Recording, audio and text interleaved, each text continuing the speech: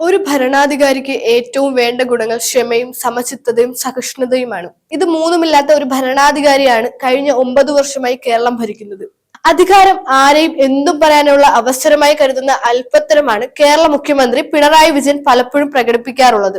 ഏറ്റവും ഒടുവിൽ കഴിഞ്ഞ ദിവസം പാലക്കാട് കഞ്ചിക്കോട് നടന്ന സമ്മേളനത്തിൽ മുഖ്യമന്ത്രി തന്റെ തനിനിറം പുറത്തെടുത്തത്. പരിപാടിക്ക് ആള് കുറഞ്ഞതാണ് മുഖ്യമന്ത്രിയെ പ്രകോപിതനാക്കിയത്. മുഖ്യമന്ത്രിയുടെ പരിപാടിയിൽ പങ്കെടുക്കാൻ ആളെ കിട്ടാത്ത അവസ്ഥയിലേക്ക് CPM മാറിയോ എന്നൊരു ചോദ്യം ഇവിടെ ഉയരുന്നുണ്ട്. എനിക്ക് ചിലത് പറയാൻ തോന്നുന്നുണ്ട്, പക്ഷെ ഞാൻ പറയാതിരിക്കുകയാണ് എന്ന് പറഞ്ഞായിരുന്നു രോക്ഷ പ്രകടനത്തിന് തുടക്കം. ഇത്രയും വലിയൊരു പരിപാടിയാണെന്ന കാര്യം സംഘാടകർ മറന്നോ? കുറവുകൾ ഭാവിയിൽ തിരുത്തണമെന്നും പറഞ്ഞ് പിന്നെ നേരെ മാധ്യമങ്ങളുടെ നേർക്കായി. സർക്കാർ ചെയ്യുന്ന എല്ലാ നല്ല കാര്യങ്ങൾ ഇകഴ്ത്താൻ ശ്രമിക്കുന്നുവെന്നും അറിയേണ്ട കാര്യങ്ങൾ അറിയിക്കേണ്ട എന്നാണ് മാധ്യമങ്ങൾ കരുതുന്നതെന്നും എന്നുമായിരുന്നു വിമർശനം. മാധ്യമങ്ങൾ ഇത് ആദ്യമായല്ല അദ്ദേഹത്തിൽ നിന്നും പഴി കേൾക്കുന്നത്.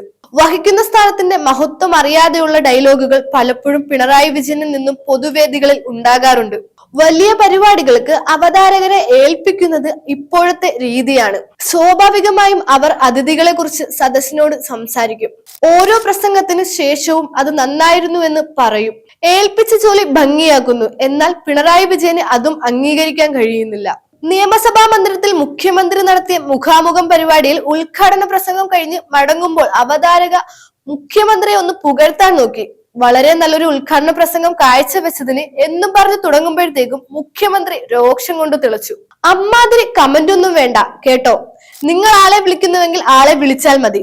സമാനമായ സംഭവങ്ങൾ വേറെയുണ്ട്. പക്ഷെ കാരണഭൂതനെന്നും പടനായകനെന്നും സമരധീര സാരഥിയെന്നും ഫീനിക്സ് പക്ഷിയെന്നും സൂര്യനെന്നും വിശേഷിപ്പിച്ച് ആരെങ്കിലും എഴുതി സംഗീതം നൽകി പാടിയാൽ മുഖ്യമന്ത്രിക്ക് അതൊരു പ്രശ്നമല്ല.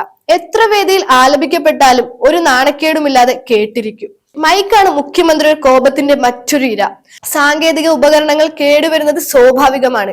എന്നാൽ ഇതുപോലും ഉൾക്കൊള്ളുവാനുള്ള ക്ഷമ അദ്ദേഹം കാണിക്കാറില്ല. വാർത്താ സമ്മേളനത്തിനിടയിലും പൊതുസമ്മേളനത്തിലും മൈക്കുകൾ മുഖ്യനുമായി പിണങ്ങുന്നത് പതിവാണ്. ഇത് സന്ദർഭങ്ങളെല്ലാം അക്ഷമനായ മുഖ്യമന്ത്രിയെ കാണാം.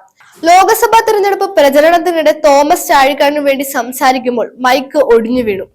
മറ്റൊരു വേദിയിൽ മൈക്കിന് ഉയരം കൂടിയതായിരുന്നു പ്രശ്നം. കോട്ടയത്ത് ഒരു ചടങ്ങിനിടെ പ്രസംഗിക്കുന്നിടെ മൈക്ക് കേടായി. വേറെ 2 മൈക്ക് കൊണ്ടുവന്നെങ്കിലും അതും ശരിയായില്ല. മൂന്നാമത്തെ മൈക്ക് സ്റ്റാൻഡിൽ ഉറപ്പിക്കുന്നതിന് പകരം കൈ കൊടുത്തെങ്കിലും അത് വാങ്ങാൻ തയ്യാറായില്ല. സ്റ്റാൻഡിൽ ഉറപ്പിച്ച ശേഷം മാത്രമാണ് സംസാരിക്കാൻ സന്നദ്ധത കാണിച്ചത്.